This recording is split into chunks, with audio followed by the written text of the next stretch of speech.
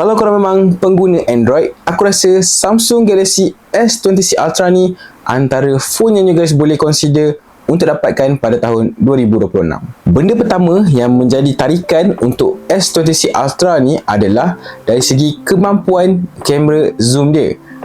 So kalau korang yang memang suka menggunakan features zoom ni, S20 Ultra ni memang dapat bagi korang zoom yang sangat clear.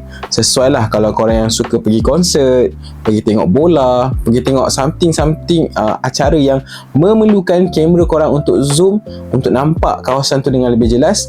Samsung S20 Ultra ni dapat berikan korang video ataupun gambar yang sangat clear, cantik, compare dengan others punya flagship lah. Lepas tu dari segi skrin pula, Samsung memang terkenal gila dengan Samsung AMOLED.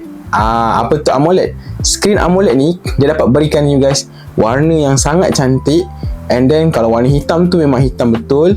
So bila tengok video, bila tengok gambar kan, korang dapat rasa video tu macam betul-betul ada dekat depan mata korang, walaupun hanya sekadar dalam telefon. So kalau korang yang suka tengok Netflix, suka tengok YouTube, yang sukakan resolusi yang memang cantik gila, kira kalau warna hijau tu hijau betul, memang cantik gila, Samsung Galaxy S20 Ultra ni memang dapat bagi video yang sangat cantik untuk mata korang. Dari segi prestasi pula, memang bukan isu lah. Nak edit video, nak main game, nak tangkap gambar, nak buat video, semua boleh dilakukan dalam satu masa.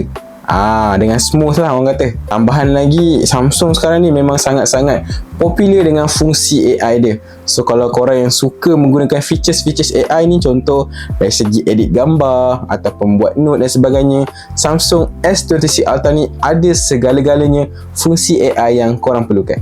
Bateri pun biasanya tahan lama. Lebih-lebih lagi kalau korang yang jenis guna sepanjang hari. Pengecasan yang laju pun sangat-sangat membantu, so korang tak perlulah tunggu lama, hanya semata-mata nak charge phone sahaja. Satu lagi perkara yang aku sangat-sangat suka dengan Samsung S20 Ultra ni, dari segi design dia lah. Looks dia yang sangat nampak mahal, bila pegang tu rasa premium.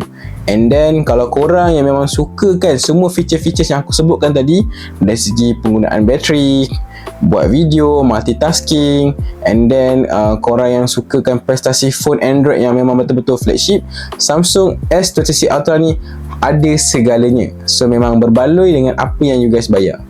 Kalau ada beri pilihan sama ada Samsung S20 Ultra ataupun iPhone 17 Pro Max, yang mana satu akan menjadi pilihan hati korang? Cuba komen dekat ruangan komen. So you guys yang belum subscribe, tolong subscribe, jangan lupa komen and like sekali video ni, and then kita jumpa lagi untuk video yang akan datang. Assalamualaikum, ciao.